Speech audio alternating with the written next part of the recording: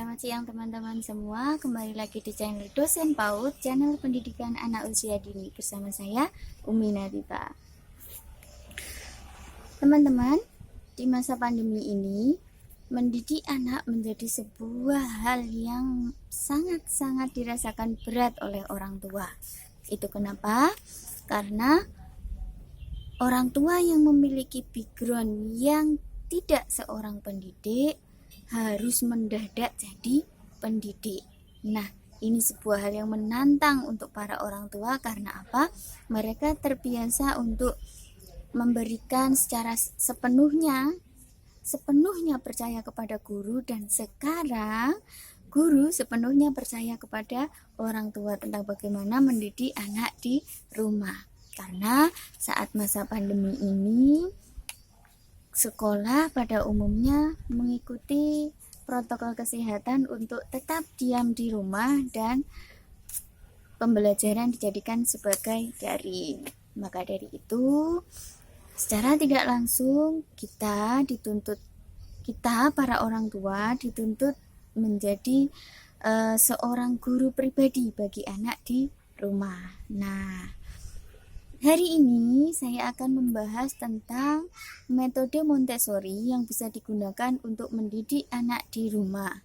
Jadi, mendidik anak dengan metode rumahan yang kita punya. Ini khususnya untuk anak usia dini. Nah, Bunda, saya perkenalkan dulu. Jadi, Maria Montessori adalah salah satu pelopor dari pendiri pendidikan anak usia dini. Yang dikatakan Bapak PAUD adalah Froebel, tapi Maria Montessori adalah ibunya PAUD juga. Jadi ternyata Maria Montessori adalah seorang dokter yang dulunya berasal dari Italia, yang meneliti tentang perkembangan anak, cara belajar anak, yang di situ Maria Montessori menggunakan sampel anak yang normal dengan anak yang tidak normal. Apakah bisa disamakan? Nah, kemudian dari penelitian tersebut muncullah beberapa teori yang di situ mengapresiasikan tentang metode pendidikan anak yang bisa digunakan entah untuk anak normal ataupun anak yang ABK. Nah, hari ini saya akan membahas tentang teknik belajar Maria Montessori yang bisa kita gunakan dengan metode rumahan dalam mendidik anak. Yang pertama, teman-teman, jadi menurut Maria Montessori atau metode Montessori itu bisa kita gunakan atau bisa kita aplikasikan dengan cara apa? Yang pertama, memberikan kewenangan kepada anak untuk memilih aktivitasnya. Jadi, versinya Maria Montessori bahwa mendidik anak itu menjadi mudah ketika kita memberikan kewenangan kepada anak untuk memilih aktivitas belajarnya pada hari itu. Ini dikatakan bisa melatih kemandirian anak, yang mana ketika anak kita memilih sesuatu dengan sendiri, maka mereka akan belajar menjadi pribadi yang percaya diri dan menjadi pribadi yang mandiri tanpa memerlukan bantuan dari orang dewasa di sekitarnya. Nah, melatih kemandirian anak itu menjadi penting karena apa?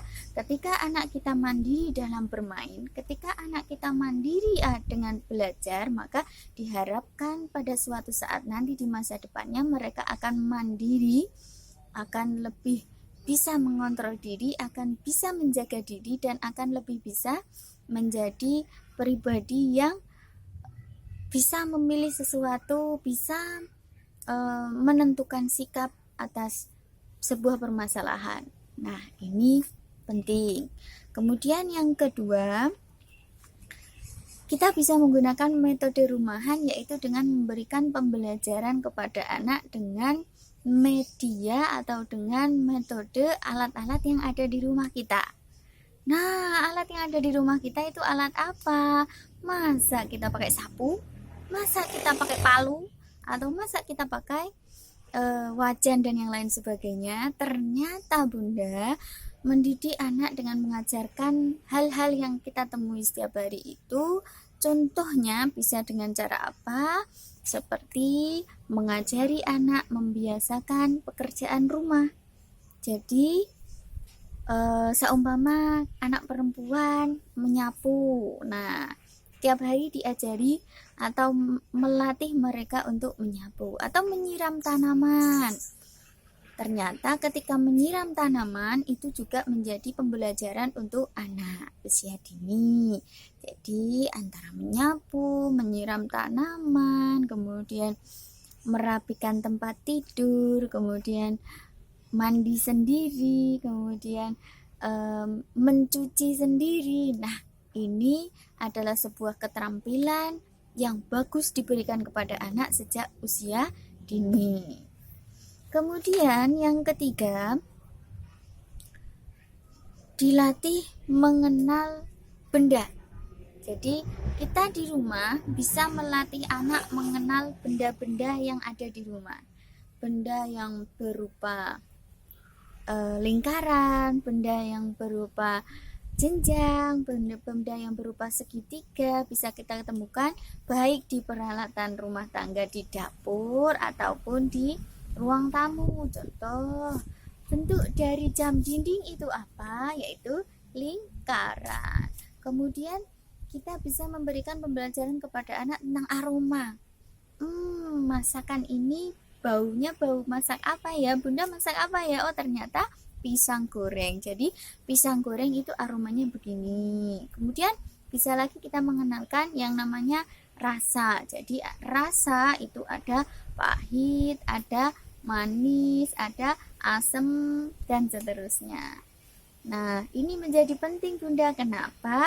Ternyata di sekolahan PAUD, guru atau pendidik juga mengajari hal demikian. Jadi, metode Montessori ini selain bisa digunakan di rumah sebagai metode rumahan, juga bisa digunakan di sekolah karena ada beberapa sekolah yang memberikan label sebagai sekolah Montessori.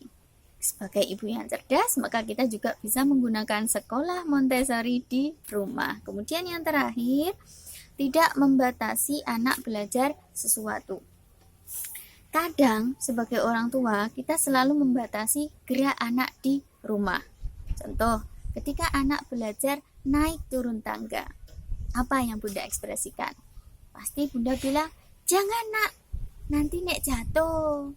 Atau jangan naik turun tangga, bahaya, dan yang lain sebagainya. Nah, ternyata Bunda membiarkan anak mengekspresikan apa yang sedang mereka inginkan, itu juga termasuk dari cara metode Montessori.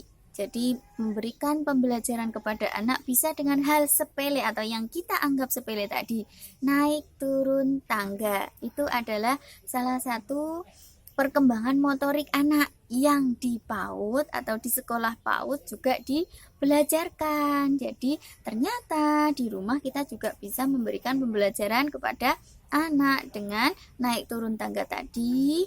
Motorik anak bisa terlatih. Jadi otot kaki anak itu bisa terlatih dan menjadi kuat.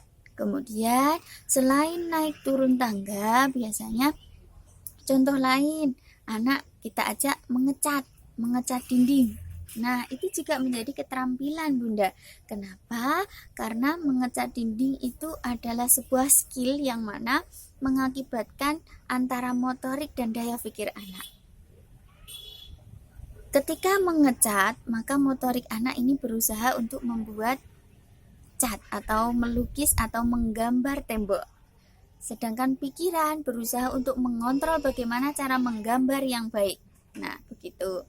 Jadi Bunda, itu tadi beberapa tips metode rumahan yang bisa kita gunakan untuk mendidik anak kita di rumah. Jadi, apa saja tadi? Yaitu tentang bagaimana metode Montessori diterapkan menjadi metode rumahan yang bisa kita gunakan untuk mendidik anak di rumah.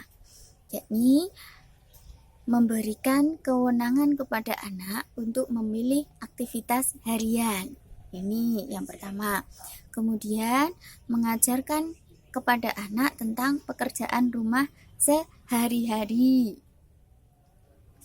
Contoh itu juga seperti mengikat sepatu, memakai sendal, mengkancingkan baju, memakai celana sendiri, dan seterusnya.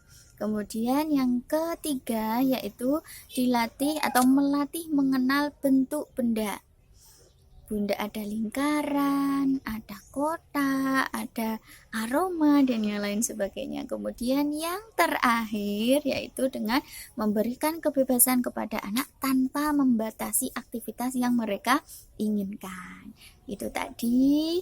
Nanti kalau Bunda ada atau teman-teman ada pertanyaan, bisa sharing di kolom komentar. Nanti insya Allah saya balas komentarnya dan bisa dibuat menjadi tema judul pada channel YouTube selanjutnya. Jadi terima kasih untuk hari ini saya cukupkan.